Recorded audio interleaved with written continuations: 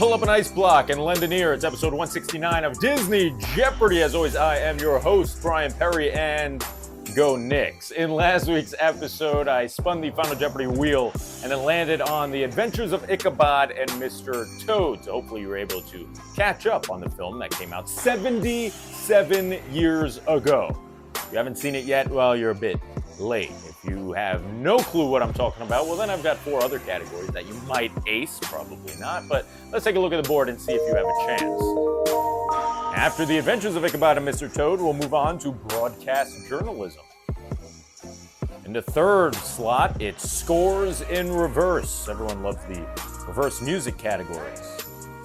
For the parks, we're going to alphabetize some attractions, similar to a category from last week. And finally, what did the Club DJ members choose for 169? They chose dresses, of course. 48% of the vote goes to the winner. Disney Plus Roulette is your finalist. Normally, it will get another opportunity at the end of this episode, but with next week being Toy Story Jeopardy, it'll get pushed back to a potential slot in episode 171. We'll get to that in a little bit, but for now, it is time for the easiest round of the game. That is the cupcake round. 200-point clues are headed your way. Let's begin by starting with the adventures of Ichabod and Mr. Toad, the narrator of The Legend of Sleepy Hollow.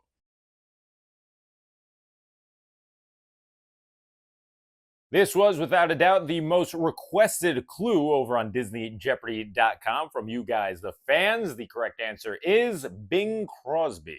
When the spooks have a midnight jamboree, they break it up with fiendish glee. And guys, I tell you what, I don't know if it was just me, but every second I was watching the Legend of Sleepy Hollow portion of the film, I felt like I was watching some sort of Christmas VHS because of the voice of Bing Crosby. Let me know what you thought of the film in the comment section below if you hadn't seen it yet. I think the Legend of Sleepy Hollow portion of the movie is significantly better than the Wind in the Willows portion. Mr. Toad, that's how I feel about him. Sorry if you're a Toad stan. Let's move on now to broadcast journalism. In this category, I'll be asking you about some real-life broadcasters and some that appear in your favorite Disney flicks. Here's your first clue. This movie famously swapped out their on-screen broadcasters for different types of animals depending on where the film was being released.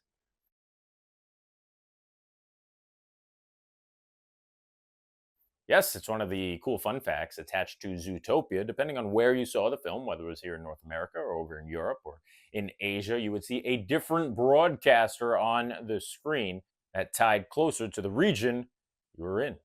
Pretty cool. All right, we're moving on now to scores in reverse. I will play you each score, famous score from a Disney or Pixar film, 2 times backwards. You have to tell me what movie you'd hear the score in. Forwards, of course.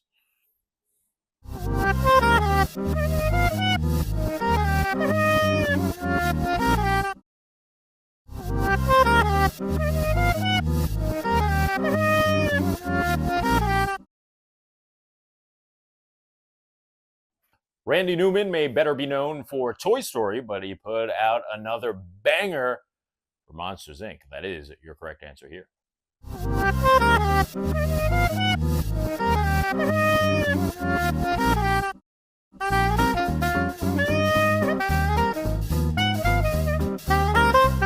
Last week, I did an Alphabetize This category where I showed you different signs of companies and products that you might see in a different film. You had to alphabetize them while I blocked out the name of the actual company. I'm doing the same thing this week, except it's for park attractions. I will show you a sign or poster from outside a Disney attraction. You have to figure out which one it's tied to and then put the 3 in alphabetical order. Here we go.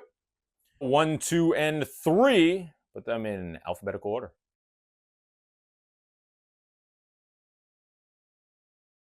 Correct answer is 2, 3, 1. That's because Expedition Everest is in the middle.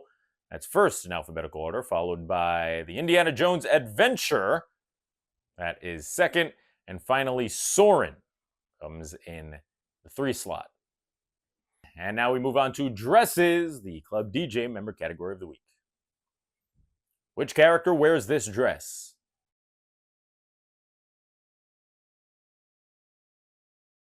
Well, she didn't wear it in the most recent installment from the franchise, Toy Story 4, but she definitely wore it in the first one. The correct answer is Bo Peep.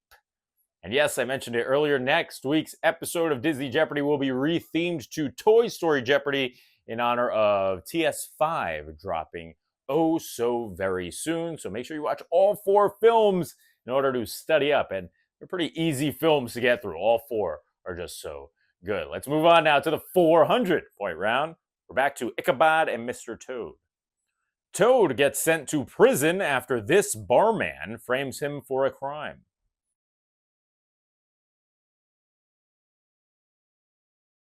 This sketchy fellow is working with those weasels all along. His name is Mr. Winky. Call Mr. Winky. Mr. Winky, Mr. Winky.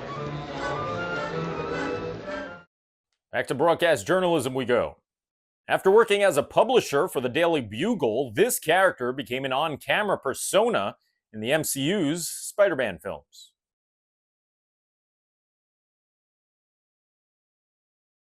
Who is Jonah Jameson?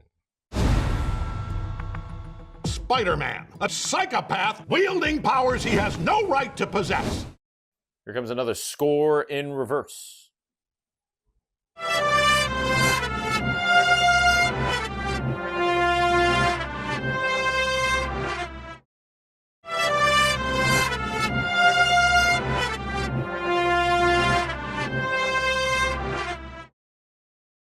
When John Williams wrote the score and released it for this film, it was not Disney produced. Disney did acquire it down the road when they bought Lucasfilm, but the correct answer is the Indiana Jones theme. It's Raiders of the Lost Ark.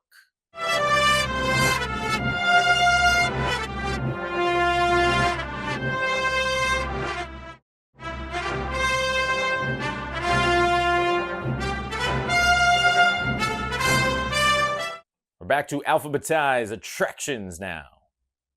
Put these 3 in order.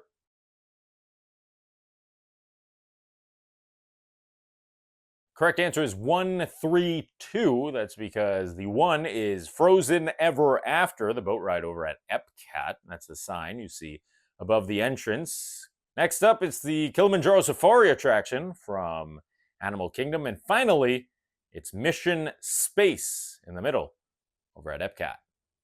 Finishing off the 400s, it's another dress. Name the character who wears this dress.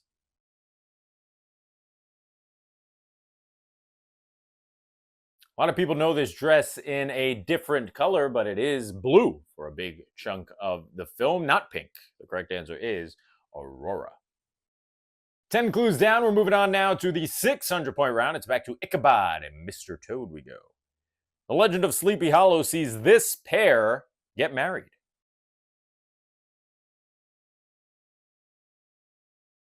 All right, buckle up because it's time for a story with Brian. The correct answer is Brom Bones and that little coquette Katrina. I don't know what that means, but that's what they refer to her as. Either way, in terms of the story, I thought this was really cool. If you couldn't piece it together, Brom Bones was a huge inspiration for Hello, Belle Gaston. 42 years later, the lead animator for Beauty and the Beast's Gaston was Andreas Deja.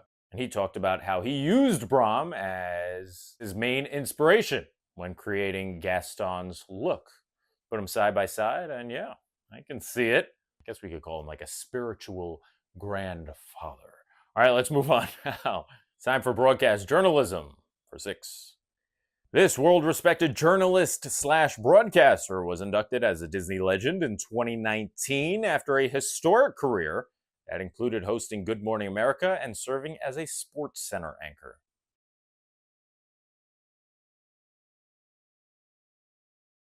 Da-na-na, da-na-na. The correct answer is Robin Roberts. Halfway point of the game brings us to a score in reverse.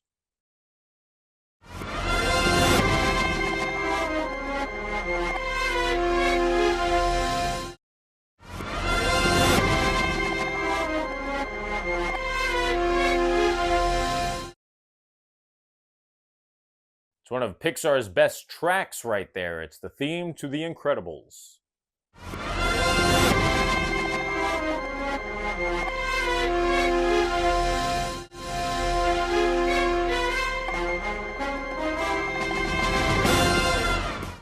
Let's alphabetize some rides again. This one's worth 6.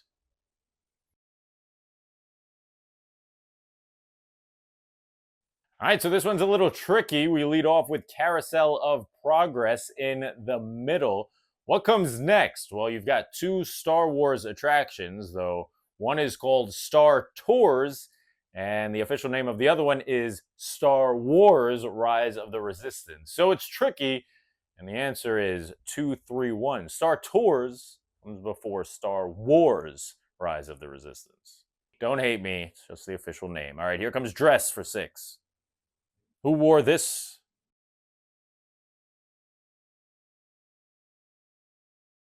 That dress was worn by Meg in Hercules. What do you know? And we are on to the 800-point round now. Here's Ichabod and Mr. Toad. Mr. Toad's horse dresses as this relative when sneaking into jail.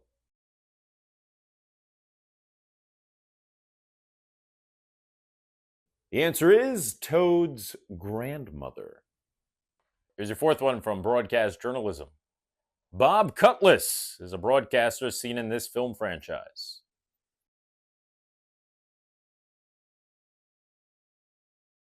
A play on the man who voiced him, Bob Costas. The correct answer is Cars.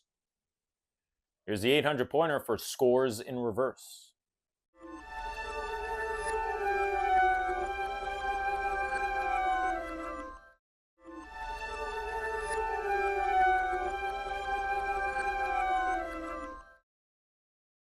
We're going back to 1989 for this one. The correct answer is The Little Mermaid.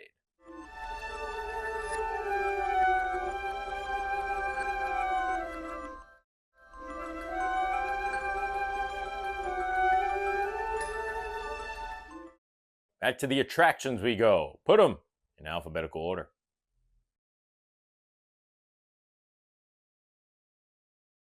We are once again going 2, 3, 1. That's because in the middle, you've got the Enchanted Tiki Room. On the right, it's The Seas with Nemo and Friends. And finally, it is the Walt Disney World Railroad. Here's your last clue before the 1000s. It's another dress. Who wore this?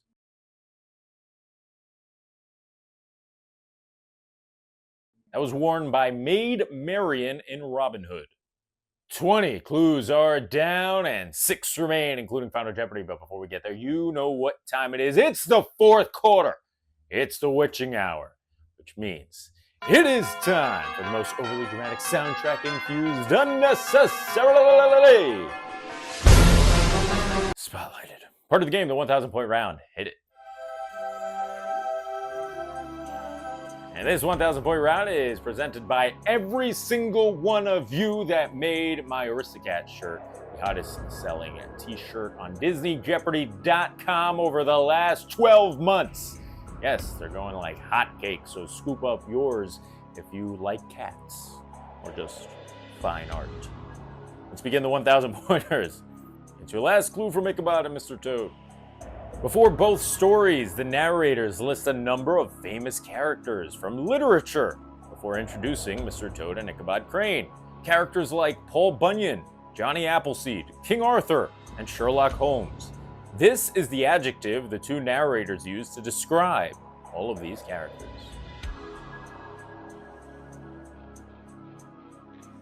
Well, I thought this was pretty funny because the film opens up with all these characters being listed, and the adjective to describe them was fabulous. But what's funny about it is then the narrator says, but perhaps there's no one more fabulous than Thaddeus Toad. And I'm like, why?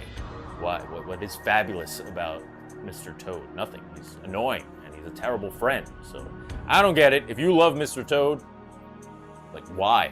Just genuinely educate me. He's not my favorite character. Think about Crane, though. That guy's got some swag. Just look at him. Oh, yeah. All right, let's move on now. It's broadcast journalism for the last time. Appearing briefly in comics from the 1930s, this journalist turned out to be Mickey's sister.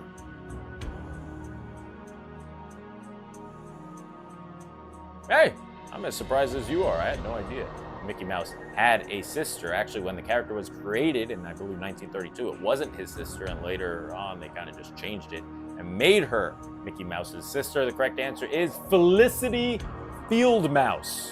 And yes, she's a journalist. Look how cute she is. You need more Felicity in the world. All right, here comes scores in reverse.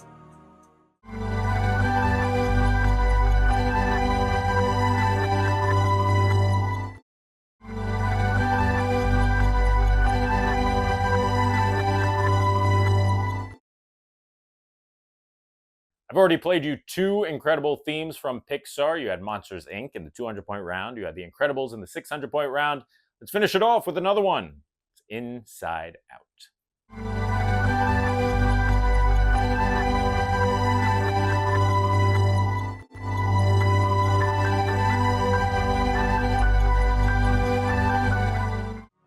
Here's your final attraction clue of the week. Put these three in order.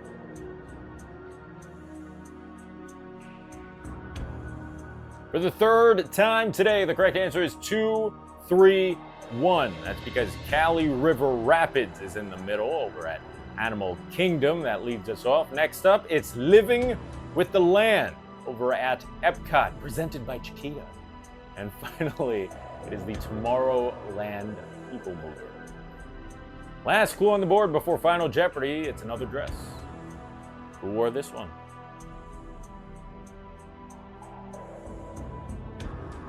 That animated dress is seen but briefly because the majority of the film is live action. The movie I'm talking about is Enchanted, and the dress belongs to Giselle. So there you have it. 25 clues are down in episode 169. One remains before next week's Toy Story Jeopardy. Normally I spin the wheel here to determine what film not only will make up the clue for Final Jeopardy, but will carry over to next week. But I'm not doing that because next week it's all about Toy Story. I'll let you know now, the Final Jeopardy clue this week is about the Toy Story franchise. Make your wagers. Okay, it's time for the final clue in this episode 169, all about Toy Story. The franchise, that is. Of the 4 Toy Story films, name each one that won the Oscar for Best Animated Feature. Good luck.